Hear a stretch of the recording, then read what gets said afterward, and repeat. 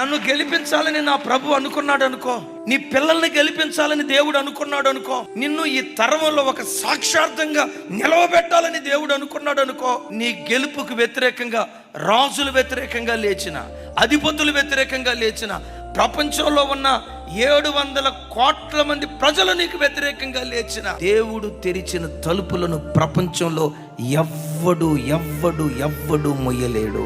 జీవితంలో నీకు ఎంత మేధావితనమన్న ప్రతి విషయమై ఆయన మీద ఆధారపడి, అయ్యా నువ్వు గెలిపిస్తేనే నేను గెలుస్తానయ్యా, నువ్వు బ్రతికిస్తేనే నేను బ్రతుకుతానయ్యా, నువ్వు సహాయం చేస్తేనే ఈ పోరాట భూమిలో నేను నిలవబడతానయ్యా.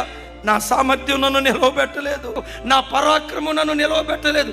నీవు నిలవబెడితే నేను నిలవబెడతా, నీవు గెలిపిస్తే నేను గెలుస్తానని. నీకు ఎన్ని టాలెంట్స్ ఉన్నా ప్రతి విషయమై ప్రభు మీద మనం ఆధారపడదుము గాక.